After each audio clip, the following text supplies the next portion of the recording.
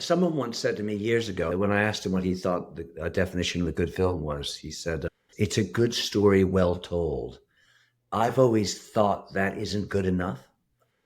I've always wanted to make films that will stay with people, that they'll wake up the next morning thinking about it. A director tells a story, a filmmaker has a story to tell. If you're a working or aspiring documentary filmmaker, and you know your stories aren't yet at the level of the films you admire, this show is for you. I'm Nigel Levy, creator of DocFix, a practical storytelling system forged from decades at the highest levels of documentary and factual.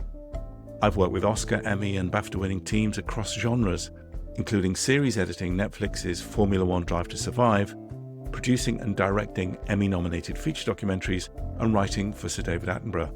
On DocFix, we break down how world-class documentaries are actually built, so you can consistently take your ideas and turn them into powerful and meaningful documentary stories.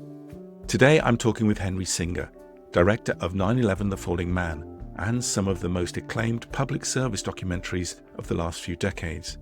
We get into why a good story well told is never enough, how to build films that genuinely stay with people, and what really happens in the edit when you're lost, and the ethics and integrity required to tell the truth when everyone else wants a simpler version. That said, here's my conversation with Henry. We've known each other a long time, so it's really great to get in touch with you and have a conversation with you. As people will realize, you're a lot of fun and you like to talk and you make serious films. So where are your comedies? Where have you hidden those? People always ask me that. People always say to me, why don't you make lighthearted, funny films? And I just I don't have it in me. I grew up in a particular cultural background in the United States, which emphasized public service. And so I think my work has always been driven by that instinct to make films that actually make a difference, have an impact. And I don't think I'm the most talented visual filmmaker in the world by a long shot. I don't think I'm the best filmmaker by any means, obviously not. But I do like to think I've done important work. And I think that comes from an instinct to do important work, to make films that matter, films that need to be made as opposed to films that can be made. I completely understand that. And your films have obviously, by the subject matter that you tackle, it's clear that you're making films that are important to you. Just to clarify, what I like to talk about, and we will talk about your films as well, but it's the process of making a film is, I think, it's always interesting to me. It's something that's fascinated me when I've seen a piece of work, whether it's yours or anyone else's. That sense of, this feels meaningful. I'm gaining something other than the subject matter. You're using the subject matter to say something else. But do you feel that is the only way to get your message across, as it were? I do. Someone once said to me years ago, he's quite a distinguished producer in this country. And when I asked him what he thought the definition of a good film was, he said, it's a good story well told. I've always thought that isn't good enough. I've always thought that stories have to mean something, as you say. I've always wanted to make films that will stay with people, that they'll wake up. This is true of documentaries and feature films. I know I've seen a good film when I wake up the next morning and I find myself thinking about it. I've always wanted to make films that actually stay with people. And so that comes through with me in terms of the subjects that I take on, principally, but it's also comes through, I hope, in the way that I make them, because I'm trying always to construct them in a way whereby those greater meanings come through, not explicitly, implicitly, I hope. Someone said to me the other day, and I think that this has stayed with me, and maybe this is a cliche, I'd never heard it before, but they said, a director tells a story, a filmmaker has a story to tell. And I think that's I think that's true. It's certainly true of me. I think when I make films, I do have a story to tell. I'm not entirely sure what it is. And if you probe me, I'm sure I could come up with some answers, but I'm drawn to stories and I'm drawn to telling stories that are helping me work out something. But I hope in doing that is also helping the audience understand something greater about themselves or in the world that they otherwise didn't know before they started watching the film. I'm going to be a bit of a devil's advocate here, only because It's just an interesting way to go, or an interesting way to analyze what films are for. But yeah, I am the same. I make a film because I've got something to say with the material. But my career, I've made every different kind of film. Let's just say there's a big difference. A Henry Singer kind of film is a very particular kind of film. I don't think people know my kind of film particularly, even if they know me. But so I use the material, whether I'm making, I did F1 Drive to Survive, which is a very particular kind of film, but I've made a very slow meditative piece about a language teacher, which is another kind of film. But even in the fun stuff, I'm using that material to create the same kind of meaning. You take something like Love Island, which I haven't seen, but I guess the ideas about it are about community and acceptance. If you take it seriously, there's a group of people and other people are drawn into it. Who's allowed into the group? Who isn't allowed into the group? What's the nature of acceptability?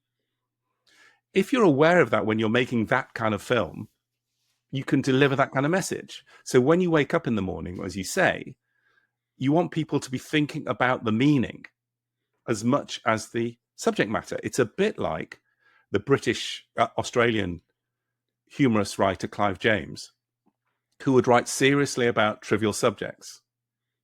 So I'm not taking anything away from obviously there is a moment in time where you're dealing with a subject that needs to be dealt with because there's issues surrounding it that are important at the time. At what point are you aware of the meaning that you're trying to express with your story as you are developing the story? And how does that inform how you structure it, how you create it, how you tell it?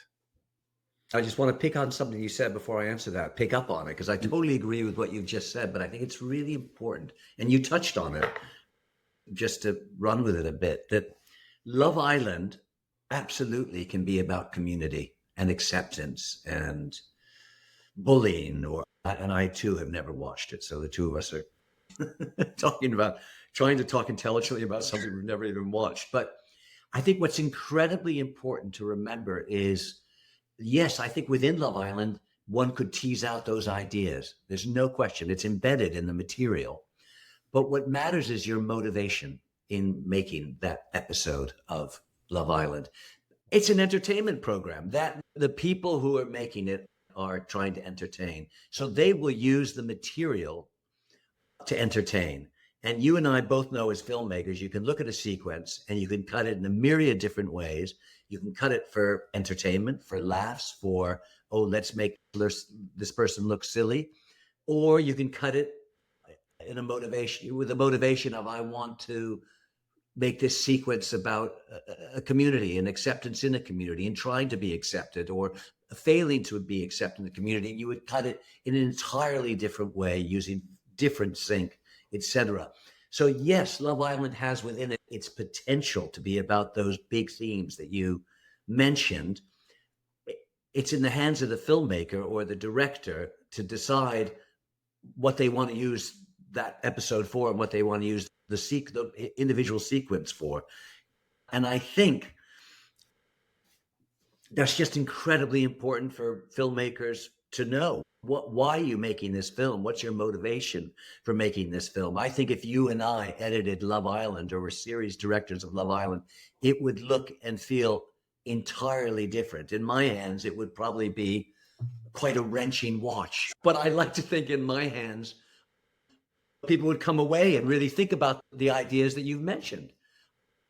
Anyway, so that I thought that was interesting what you said, and I wanted to pick up on it. I slightly, in this digression, have forgotten your question. No, don't worry. It's not, not agreeing or disagreeing. It's more of a conversation because this is great. Yeah. Just to say for people who are listening to this, directors talking unto director is quite rare because we're isolated individuals. So thank you again for taking this time. We don't talk enough, and I'm glad we got back in touch with each other because these are subjects I think I'm going to learn a lot from these conversations I'm having with people. I just want to go into that a little bit further because I'm talking about how you choose your subjects. I think that the entertainment aspect is a way of delivering your film.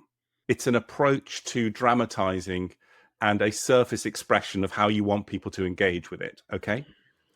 But you can still embed the ideas. Like a comedy can embed serious themes. When you say you're in an edit, and we could both edit it different ways, it comes down to having the skill to make a choice about how you want to do it. You say you want it to be intrinsic. You don't want to preach. You want it to be embedded in the material. Very specific question. How did you learn your filmmaking techniques? Was it conscious? Was it unconscious? Where did you learn how to tell a story in a particular way? I think it was entirely unconscious. That may go back to my rather crude definition of what's the difference between a director and a filmmaker. I nearly went to business school when I was 27, believe it or not. I went to Yale and I spent an hour there and my eyes glazed over, not with tears, but I couldn't focus. And I turned to my then girlfriend and said, I don't need to give you a thumbnail bio, but my dad was a Jewish immigrant to America, and I was the only boy who had 4 sisters, and he wanted me to succeed in a very particular way. And I played ball, as we would say in America, until I finally got to Yale, and I realized it was like going to the altar and looking at the woman and saying, God, I feel awful, but I just don't want to marry you. And that's what, and I had this watershed moment where at the age of 27, I didn't know what to do with my life. And I decided to become a journalist or a filmmaker because the people around me that I felt were doing the kind of work I wanted to do were journalists or filmmakers. So I think I was drawn to those worlds because there was the public service aspect that we've already talked about. And there was also, I think, filmmaking for me in some way has been almost a form of therapy. It's working, figuring out things about myself and the world. And so I think I never had a mentor. I never went to film school. I've never read a book about filmmaking techniques. I think that's partly probably laziness as much as anything else. So it's been entirely unconscious. But I have a very particular sensibility, which we've already talked a bit about. And I am absolutely drawn to stories that I think are important, that matter, that need to be told, that I think reveal something about the world that we don't see, which we need to see. And in terms of I agree that entertainment is an incredibly important part of storytelling. I never use the word entertainment because it's quite a loaded word, but I think compelling, engaging, strong story. And I'm lucky because I've always been drawn to stories that matter, and stories that matter are inherently dramatic. If you're making a film on the death of baby P, a 17-month-old child, and the aftermath of baby P, and how social workers and a single doctor were scapegoated, and several of them almost killed themselves, and powerful forces like the Metropolitan Police and Great Ormond Street Hospital, who were equally responsible, hid behind the scenes. That's an inherently dramatic story. The Falling Man, the film for which I'm most known for, people throwing themselves off the World Trade Center on 9/11. These are inherently dramatic, emotional stories. And as I say, I'm lucky because the kinds of stories I'm drawn to are inherently dramatic. So it's not as though I'm making a comedy and trying to smuggle in big ideas. The ideas I'm interested in exploring are embedded in these incredibly dramatic stories. I remember when you made Falling Man, you were, I think, in an edit suite next door to me for a while in the production company. We were both struggling away. Yes. I was doing a feature documentary about Leonardo da Vinci. Yes, I was going to say. And the Da Vinci Detective was the hook. I'm sorry, that was the name of the film, but the Da Vinci Code, I think it was. Yes. But we found a great science history thriller aspect to that story. But your story, as soon as I heard the title and saw the picture, I thought, there's a film. Yeah. There's a film because it's focused on an image, which is very important because you're making a film. Intrinsically, I'm making a film about how people appreciate an image. Wow, as a director, there's a long way you can go with that. Also, you are talking about a subject that is inherently engaging, although the word engagement has been stolen from us. But anyway, it's inherently engaging. So how you tackle that film is interesting, because I did a 9/11 film more recently. My fear was that the material would overwhelm the storytelling. Our film was made from user-generated content. So the way that people realized what was happening as it was happening.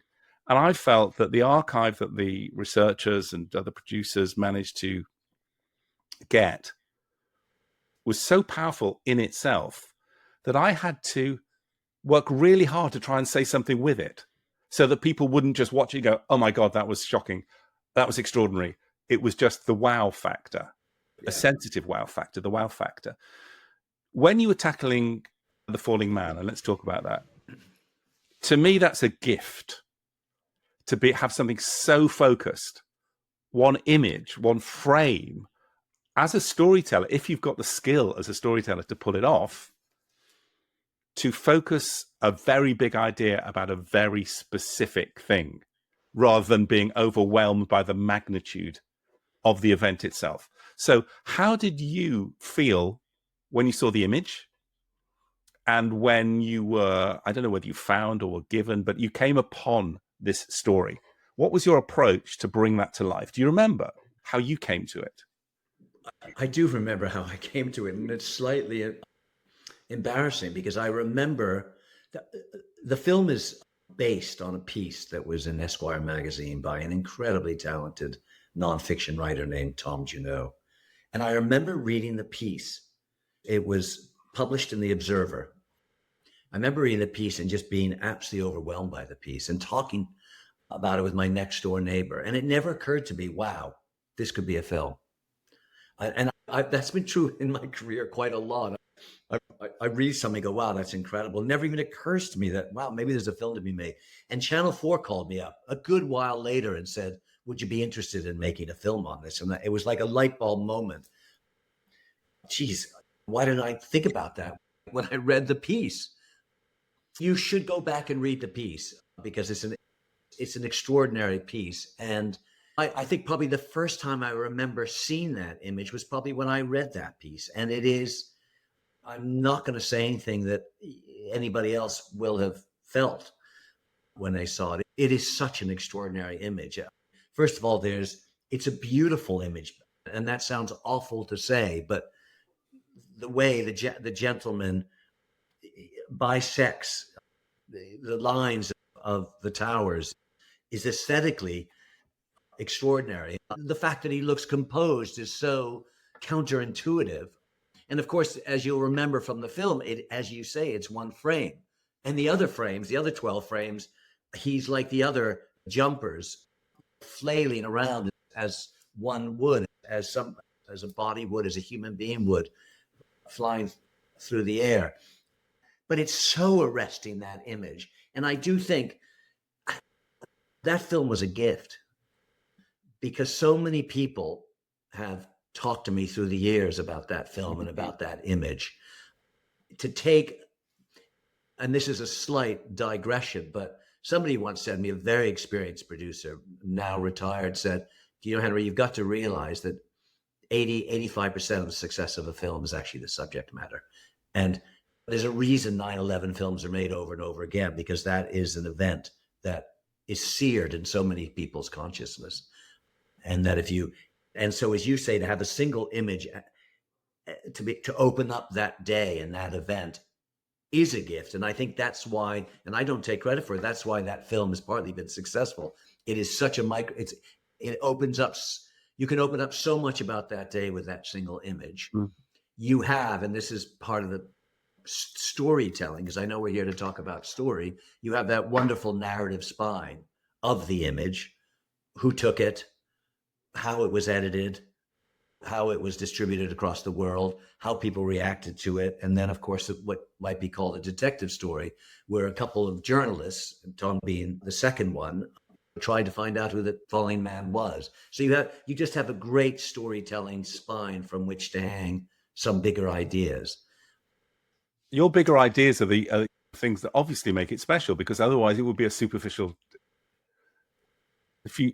kind of detective investigation thing. One thing that would occur to me with that image, and this is where you start unpacking the meaning of the film, is that film appears to show him calm.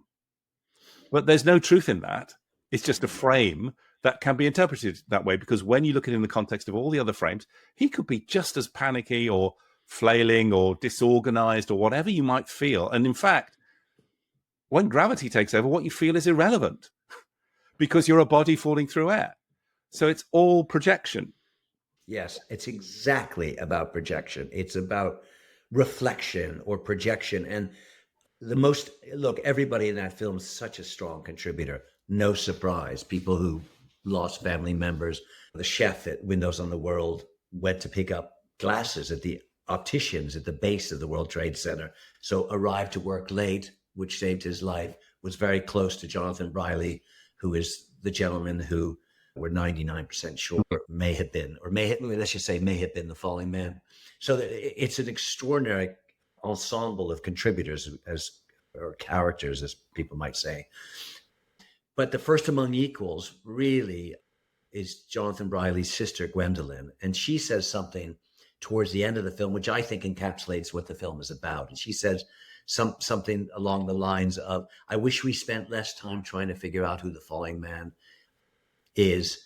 Rather, I wish we spend time thinking about who we are when we look at it. And I think that is exactly what the film is. How you react to that image says everything about you. Yeah. There's the family who absolutely say, that's not our father/husband, because he would never do that. Suicide would be the last thing he would do. They see it as a suicidal image. There's Gwendolyn who says that. There's segments of the American public who are so angry that is published. It should never have been published. It's an intrusion. The jumpers should be continued to be swept under the carpet because it's not American. Americans don't do that. We should be glorifying the firefighters, not focusing on the jumpers. I think that's why the film's successful. It's very much, but it's never explicitly said, except by Gwendolyn in that moment, that that film, that image is a mirror for whoever takes the time to observe it. One of my favorite analogies or descriptions or things I've understood is the meaning of the word icon. An icon is designed to reflect back at yourself. Icons were flat images with metallic surfaces on them. The paintings, the Russian icons, you see yourself in it.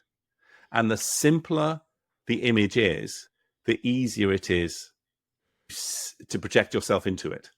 The falling man could be a silhouette black against white, and you would know it. It's like the opening of Mad Men. Dare I say it was a falling man. And that's just occurred to me. But the notion of they took a silhouette and they in a very nuanced way, made it not quite a silhouette. So there's grays flickering through it. But it's almost like your image, or the image that you use of a falling man, they realized the power of a falling man, extracted it, and turned it into a piece of iconography and used it for a completely different era. Let's put it like that. That level of intense thinking about what's real and what isn't, what's true and what isn't, to me, it's one of the most exciting things about making a film. Is that the same for you? What's the feeling that you have when you're getting to the bottom of things?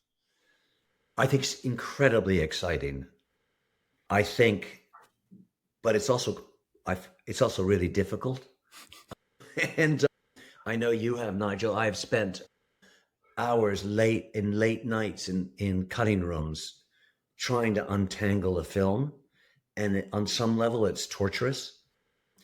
And so much of wrangling a film and in the cutting room, when you go shoot, you have a sort of sense of what you think the film's about. You then take the material into the cutting room, and it most of the time you're within the ballpark, to use an American expression. But there are times when finding what it's essentially about is incredibly difficult, and you and your editor, and it's really important to say, the wonderful thing about filmmaking, it's such a deeply collaborative endeavor, and you're never alone. You're actually never alone, and particularly in the cutting room, and particularly late at night, because you've got another filmmaker in the room. They happen to be called an editor, who's struggling in the same way that you are. So it's incredibly exciting. And when you find essentially what the film is, it's, you look back, and I'm sure you have, and you think, oh God, why did we stay up till 2 a.m., night after night trying to get this? It's so simple now. Yeah, but in fact, absolutely. it is never simple. And it's, when you get there, there's nothing, it is such an exciting feeling, to use your term, but it's a hard road to get there. It really is. It's lovely sharing these edit stories because, the joy and simultaneously joy and depression. Why couldn't I have seen that a week ago? Because I've just simplified this down to what this is really about, and it was always there. The other thing that I use, a trick, when a sequence isn't working, I think often what's going on is I'm trying to create something that's not true. Yeah. And I say to the editor, what is the actual true truth about this? Let's not worry about making it entertaining. Let's not worry about making it work, because it's not. What are we really trying to say with this? And that can solve so many problems, because you worry about, you get caught up in the editing process, and then you're worrying about one shot after another shot. Just express the truth of it.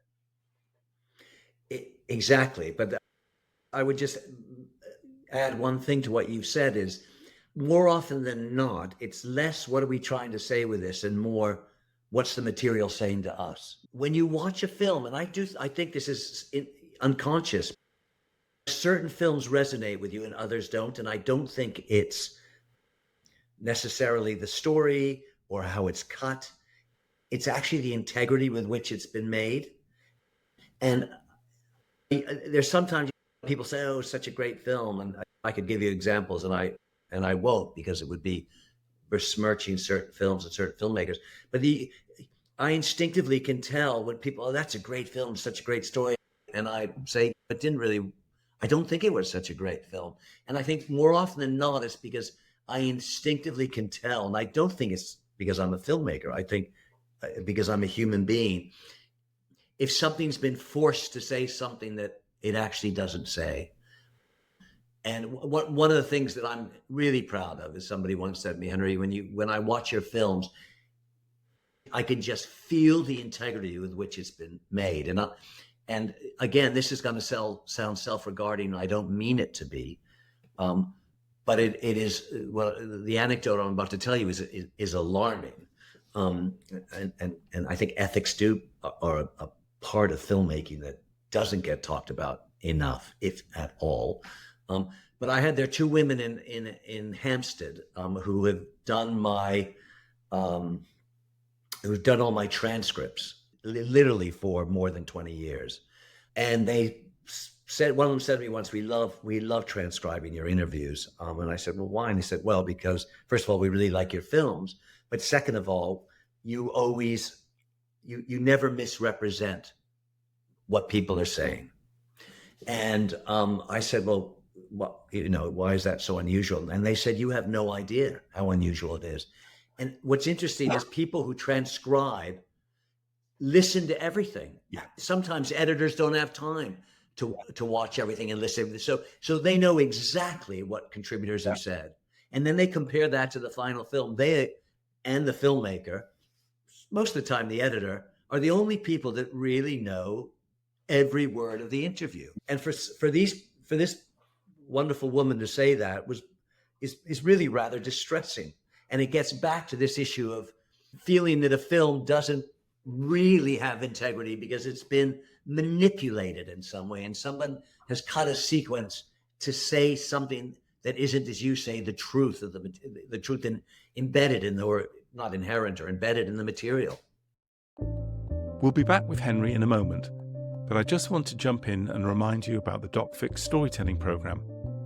If you want to find out more about the program, which is there to help anyone who's struggling to turn an idea into a great documentary story, you can go to apply.thedocfix.com. I'll send you a case study where I go over exactly the process I use when working on documentary series and films, like Formula One Drive to Survive for Netflix, and natural history films such as Meerkats, with a commentary by Sir David Attenborough. And if you've got any questions at all, I'll be glad to help. And now, back to Henry and our conversation about honesty and intention in documentaries. And this is jumping back to, let's say, honesty about the intention. I remember I was on a series called Sunderland Till I Die, another Netflix sports series, and I'm not into sports.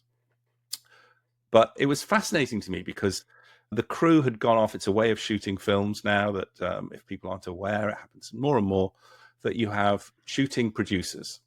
So they go off and film things and they bring it back to the edit and they give it to someone else who hasn't been on location to put that material together in a way that is a good story. And you weren't, they're worlds apart. And a big part of what I was trying to do on that and subsequent series, I was responsible for the storytelling, was to bring those worlds together, because that's a problem. That's a problem because the ethics just disappears in lack of communication. It's not even in intention. It's like it's just not knowing the people. And when I did Sunderland, my point is, it was shot in a particular way, and it was shot over a long period of time. People went out there and developed relationships with these football players in this town, with a football team that weren't doing very well. And what I tried to do to make it work when I was responsible for it was to look at the nature of the relationship. Even if they didn't know the story they were getting, I knew that those shooting directors had gone all that way, given up whatever family life they had, even if they were young, developed real relationships with those footballers to enable them to talk to them. And even if they weren't clear about the story they were getting, the truth of that relationship would make the stories have integrity and make good stories. And I just want to say that that applies at every level of when you're trying to make a story work. Just the best stories have integrity. You have a particular kind of film that you want to say, a topic, like a public service remit almost, that you're tackling. Yeah. So let's go back to one of the films, Betrayed Girls. Was that the final title? It was the version of it it was that Rochdale scandal. Yeah, yes, it was. The child abuse scandal. So I had a look at that only because someone who reads my writing about storytelling had a question about it, and she's very interested in it. So I will put that to you. But when I was watching that, as I watch a film, there are many things I look for, but I look for that key moment that tells me, I mean, I trusted you anyway, but tells me the filmmaker has something to say. And to me, there was a phrase someone used earlier. It was the first time it came into the film, and it was a collective activity. Someone used the word collective activity. I can't remember who it was. And I think, oh yeah, that's what it's about. It's about community on any level. And this is what I was reading into the film. The thematic argument, as I call it, is the pluses and minuses of community. You know, you have to think community is a good thing, but you can also see the constraints of a community. You know, how it controls people's behavior, how they can't break out of it. How aware are you of a thematic argument that you're trying to deliver, and how much just emerges out of instinct? Just, this is a story that needs telling. That's a good question. I mean, if I'm honest, it's more instinctive. I'm thrilled. I have no memory of that line, of that piece of sync, if I'm honest. So I can't take credit and say, oh God, Nigel, I'm so thrilled I put that in there. And I was hoping that even if it was unconscious, it would emerge for people that was essentially what the film was about. You know, for me, two films I'm very proud of the Betrayed Girls, and I'm proud of my Baby P film, which I think preceded it by 3 years. But they are films that are slightly hedging towards news and public affairs, or news and current affairs. They're very, they're slightly more journalistic than particularly Baby P. It's a really rather journalistic, quasi-investigative piece, which is not my normal filmmaking territory.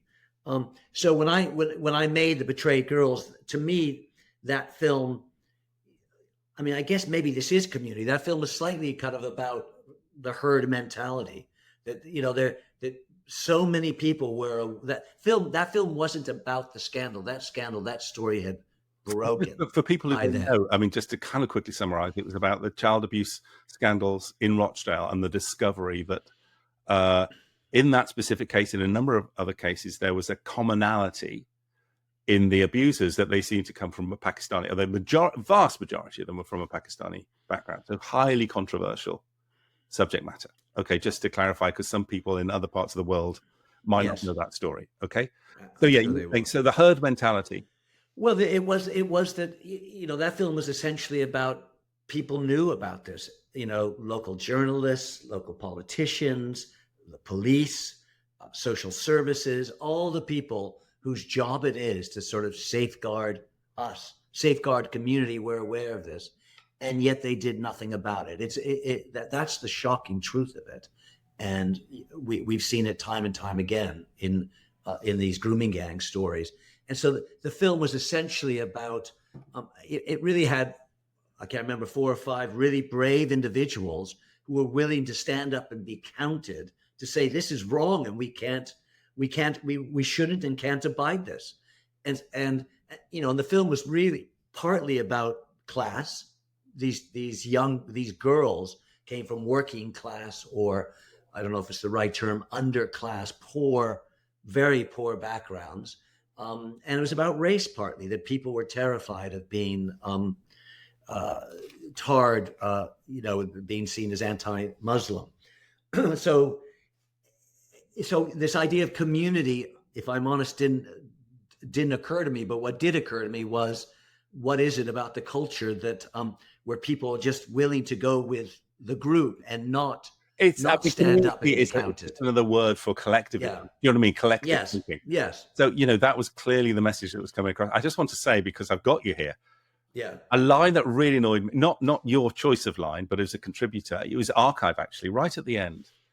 There was a government inquiry, and someone asked whether it was incompetence or indifference that caused this. And of course, it was neither. It was a choice. That's a really powerful line, but you're absolutely right. And that says it all, doesn't it? About, I mean, that's kind of what the film's about on some level, that you can get away with calling incompetence or indifference. But in fact, people actively look the other way. That's the power of being a filmmaker, isn't it? You're one voice, and it's being independent and being brave. It did strike me that sense of bravery and believing in yourself and believing in your work, it's incredibly important, isn't it? It's so funny you should say that, because I had a chat with an executive coach 2 days ago, because I've stepped back from filmmaking for the moment and I'm trying to build up Sandpaper Films as a kind of boutique company that does just the highest end documentaries in the world. Um, and she said something like, Henry, it takes a certain amount of courage, isn't it, to kind of back yourself as a filmmaker. And I'd never actually thought of that, but it does. We're not brain surgeons. We're not, elected officials who can send people into battle. But it is a scary thing, Yeah. to be a creative person, to make films. I think it is, and you'll know this, Nigel, when you have your first viewing, which for listeners who don't know what it is when you first show your material in however form it is. It's usually called a rough cut, to people that have given you the money to make it. It is a terrifying moment, because you feel very vulnerable and you feel you're really exposing yourself. And I've taken on, I mean, I look back on some of the films I made. I made this film in Kenya, I don't know, 10 or 12 years ago, about the murder of a sort of filmmaker turned conservationist in Lake Naivasha. And I went out there with very little access, having given money, to make the film. And in retrospect, I think, God, what was I thinking? And and I managed to pull it off. But it is on some level, it's a terrifying way to go through life. If you believe in something and Yeah. if you feel you've got something to say, I think there are, and maybe this is again going back to the filmmaker / director difference. I think if you're a director, maybe this is unfair, and you're doing different kinds of work, maybe it's not quite as scary, but maybe it is. I remember, here's a film. This takes you back 30 years. There's a film made, which is I think it was called Heart of Darkness, and it was about the making of Francis Ford Coppola's Apocalypse Now. Yeah. And it's an extraordinary film. I was at the BBC at Kensington House making my first film, and it was a film about Francis Ford Coppola. I can't tell you the obstacles he had making that film. It was, Martin Sheen had a heart attack. They there was a kind of war next door. His wife directed that documentary. I think he co-directed it. Yes, yeah. It was. And I remember watching it thinking, oh my God, that's my experience on screen. And of course, he's making this multi-million-dollar, epic, incredible, iconic film. And I'm making my first documentary at the BBC. And yet I felt everything that he must have been feeling. I was the same. Funnily enough, I was making my first documentary. I actually made it outside because I just left in order to, funnily enough, take control of the idea, because I wanted to make it my way. So I kind of left the BBC in order to make it. But maybe it's not bravery, but I certainly remember the fear. It's funny. It's like, I remember the negative emotion. And it's funny because I was speaking to my agent. I'd actually have an agent for Factual, and he said, I asked him what makes good directors in your experience in the industry, and he said resilience. He said it's a real character. You just keep going. You don't get knocked back. And because I've been around so long, I guess I have it. But I've never thought of myself as having resilience. I thought I guess my interpretation of it is that I get scared, but I keep going. Yeah, is the way I would say it. No, you're right. I'm the same way. And bravery is probably giving us too much credit. Yeah. But it is, this coach said it's about, backing yourself, having the confidence to, and there are times my confidence is more than wavered. Trust me, you will know this. There are times where you have no confidence and you don't sleep the night before a shoot, and you think, I don't know what I'm doing here. And this thing is particularly early in my career, this is a disaster. Actually, funny enough, early on, it was really good. I don't think I was worrying too much. Oh, really? I had this very weird experience of the first films I made were like, wow, this is great. And it gave me a good few years of credit because the first one worked out really well. I'm only taking it from my experience. And I remember I made this film, The Language Master, and I did years of development on it and persuasion of the characters to take part. And I pitched it and sold it. But the moment I sold it, I thought, oh, Christ, I've got to make this now. And the fear of succeeding to persuade someone to back you, you kind of want to under-persuade them. You want to persuade them because you want them to give you money. Yeah. But you don't want to, over-commit. Yeah. Don't make me do it now. Yeah, exactly. I hope something awful happens. And funnily enough, for me, that the series I was making it for was cancelled. Oh, right. But but the good thing is they turned it into a one-off at BBC Two at 9 p.m. on a Sunday, which 30 years ago, I know. Talk about a win. Exactly. It was going to be at 5 p.m. on a Saturday afternoon on BBC Two. Right. And it was 9 p.m. on a Sunday evening. And as you know, scheduling, it's another thing that's out of your control. Yeah. When they choose to put it on, which is different in the streaming world. Okay. But it's that, I guess you kind of answered it, that kind of, you back yourself. You back yourself that you can do it. Now, where does that confidence come from? For me, and we are different in because you said you didn't read a book, you don't have mentors. I read every single possible book there is on film directing. I have read every book there is on storytelling. I have sought out mentors as film directing, camera blocking. I've studied it all, and my confidence comes from skill, on authentic skill and technique, because I know that is the thing that will always be there for me. For your early films, where did the confidence come from? I didn't have a lot of confidence in my early films. But you had enough to make the film. Well, I had enough to make them, but I made them in kind of a state of terror most of the time. I think in my later work, I just came to understand that filmmaking is partly about holding your nerve as much as anything else. And if you've made enough films, after a while, you'll know, even if things are feeling rather fragile at the moment and a little scary, um, it'll come good in the end, because it's come good in the end in the past. And you've been in that space Mm. enough times to know this is actually part of, I don't want to say journey, this is part of the process. Part of the process is it's very uncertain.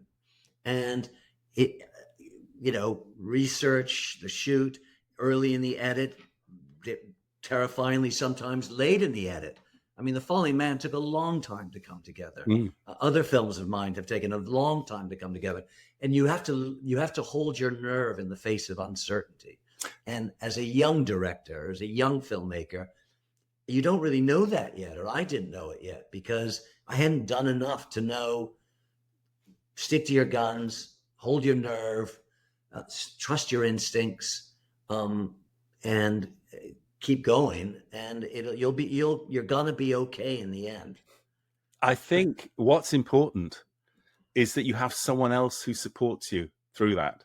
That's the value of a mentor, isn't it? Because you say it's a Yeah, community. You can't do that by yourself, because unless you're very lucky, you are going to make mistakes.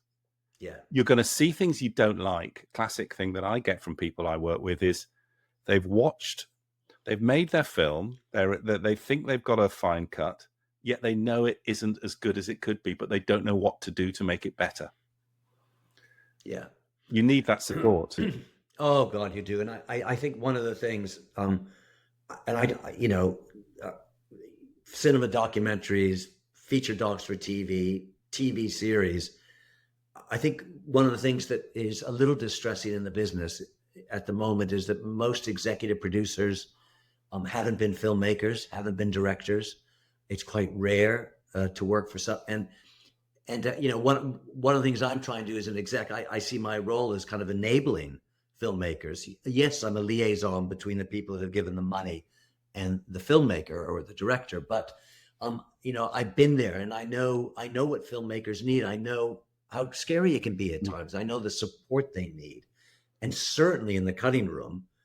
And you've been there, Nigel. I've been there. You show the film's not working.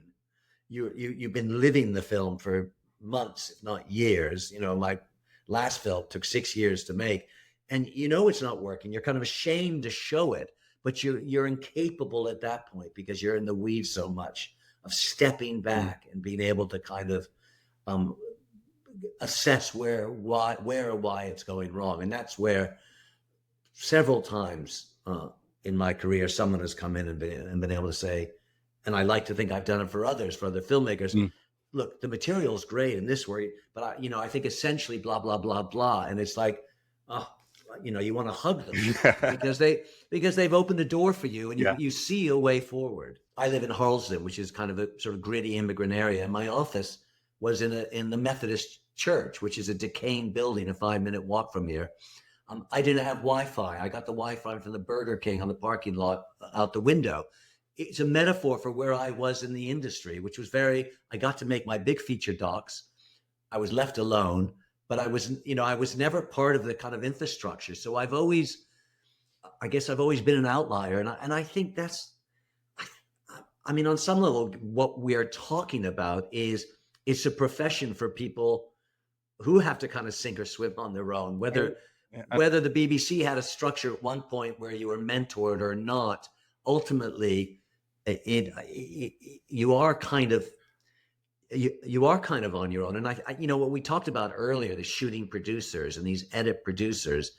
Yes, there are machines now that crank out these long series, but that's not filmmaking. That's almost, it feels, when you have people, as you pointed out, who are divorced from the relationships on the ground, and it sounds like what you did was so good for that series.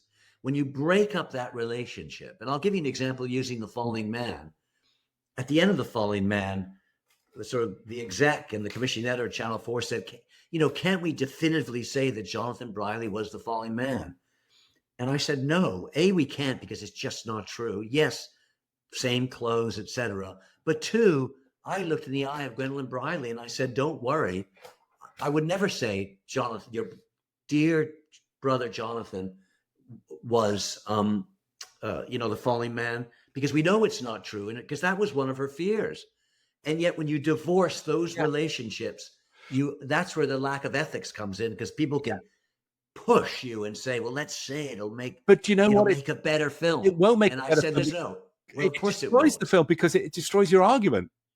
Because the point is, Exactly. the not knowing is why it's iconographic. If you knew, it wouldn't be the falling man; it would be that person. So it's kind of destroying the meaning of your film. That would be like, no, that's not what the film's about. What were you watching and understanding about why this film matters that made you want to do that? And Tom Junot says it at the end, doesn't he? He says, he's like the fallen the grave to the unknown soldier. Yeah. But I'm making the point about the sort of the divorce of layers and how ethics then gets, people who build the relationships, who look in the white of the eyes and say, trust me with your story. Yeah. I'll treat it with the sensitivity and the dignity that it deserves. When they do that, and then they're not involved in the cutting room, that's incredibly dangerous. Now, I don't want to keep you for loads longer, but Anne asked me to ask you something about the Betrayed Girls, because she had a very an interest in the subject, and she talked about how Three Girls, which was a drama, did particularly well at bringing that experience to the of that child sexual abuse case to the audience through drama. And she talked about, as a news report, they would use abstract imagery to represent the child exploitation. She said endless shots of car lights, first person's anonymized accounts, moving car shots, and all those things to fill that representation. How did you grapple with the problem of representing the actual event that was described? And do you feel that you did that well, or by the choices that you made? Well, I mean, I think look, particularly the kinds of films I've made. I mean, I made a film, for example, that for ITV years ago without any commentary about, and again, important subject matter, inherently very dark subject matter, about a mother who killed her toddler because she was having a psychotic episode and thought he was going to be tortured to death. So she wanted him to die in a way that was less painful. I mean, incredibly dark, but I made it because particularly in this country with the tabloid press, those mothers are so demonized, when in fact, something like 80 or 90% of them are suffer from mental illness or psychosis. And it's not like any mother would naturally do that to their child. I think so that those events, they're best told in a completely ungraphic way. You never want to kind of, reconstruct that kind of event. A big moment in The Falling Man actually is, I looked at lots and lots and lots of imagery of people falling from the sky. And at one point I realized, my God, that's The Falling Man. There it is in video. And it's used over Gwendolyn Briley talking. And it's in slow motion. And it's got extraordinary music over it by Dario Marianelli, who no longer works with me as a small documentarian. He's won an Academy Award and been nominated for 2 others. So he's, and we haven't talked about music and the importance of music, but that was quite a thing to show that moment. And you have to, whether you show it in slow motion with music, as we did in The Falling Man, or whether you describe it, you have somebody describe things and you just hear their voice.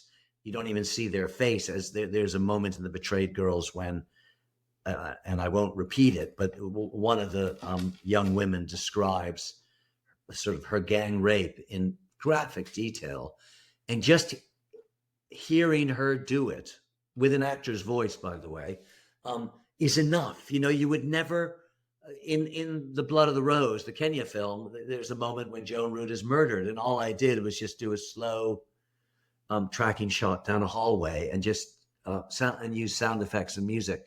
I just think A, things are best left to the imagination, and B, graphics depictions of the kinds of stories I tell don't add anything. They just don't. They actually detract from it. And I don't know if that answers. No, I hope that we answered a lot of what you were saying anyway in the rest of the conversation that we had. Just to kind of wrap up, because I think we've covered a lot of things here, is the kind of films that you make now, is there a place for them? I think it's a tough place to be at the moment, but I think if I'm honest, I think I've always found it difficult. It's not, one of the films I'm most proud of is a 90-minute feature documentary that was on BBC One back in 2004, maybe, about my relationship with a compulsive gambler. It's a film I shot myself. And I remember the reviews saying, this slow, painstaking film. And it was a great review, but even back then, we're talking more than 20 years ago, the kinds of work I like to do sort of didn't have a place. I mean, I occupied the BBC, this very slender public service niche, which they call them then, and they call them now, reputational films. But it's a hard road to furrow, and I'm constantly feeling a tension in the company that I'm now co-running of, films that are more overtly commercial to keep the company going, and then films that fall under maybe the public service remit. And always, I have to say, trying to find films that marry the two. And I think one of the answers that I found and we found is trying to do, and The Falling Man is an example, sort of big tabloid stories that everybody wants to read about or watch about, but then giving them layers and angles and sensitivity and grace, and making them beautifully, where people come away from it and they've learned something, or different ideas have been provoked. The truth of it is those big tabloid stories grab us for some reason, all of us, not just people that might read The Sun. They grab us because there's something essentially, I don't know what the right, elemental human, I don't know the right word. And if you can take those stories and do them in a really intelligent, reflective way, that's a real sweet spot. And that's one way of grappling with that challenge, because it is a challenge. I think that sort of almost the best films you can see now in the documentary genre are really at European film festivals. And these are films that people have worked on for years. They've maxed out their credit cards because they're made with passion and commitment, and they have to make those films. And they are creative in a way that, and they may be about foreign stories in a way that television and cinema docs won't get an audience. And, people can have that career. I've never wanted that career, because for me, the point of filmmaking is to try to get a lot of people watching. So they think about things in a new and different way. And if you're a successful festival film might be seen by 1,000 people around the world. For me, that's never been a good enough reason to make films.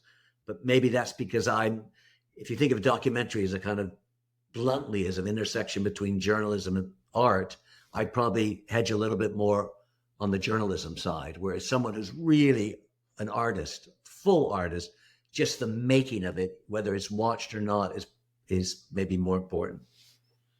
Thank you so much. That's a very clear representation of what you do. And I'm really looking forward to seeing what you produce out of Sandpaper and going back and checking those out. So thanks so much for the interview. It's been a delight catching up with you, even at this distance. What I'm going to do is to put a lot of links to your films that I can see in the information in the show notes, so people can discover your work if they don't know it, hunt it down, see it for themselves. So good luck with everything you're doing, and we'll catch up again soon, I hope. I've really enjoyed it, Nigel. It was great. Thanks ever so much. I hope you enjoyed that conversation and found it useful. If you're interested in working with me in the DocFix, all the links you need are in the notes below. There's a case study you can sign up for that goes into some detail on how the system has been used in some of the TV shows and documentaries I've been involved with. And there's a lot of information there you'll find useful. And if you learned something and want to get in touch, do let me know. You can send me an email to nigel@thedocfix.com and I'd be happy to hear from you. And as a last thing, if you're enjoying this podcast and you want to support the show and make sure it's completely free, you could do a number of things. One is to just share it with someone who you think would benefit from it. That's one way to support it. And number two, take some time to leave a review. If you leave a review for the show on iTunes or Spotify or wherever you listen to podcasts, it just helps the algorithm to get it in front of people who could benefit from it the most. So that's all I've got for you on today's episode. Have a good rest of the day, and I'll talk to you soon.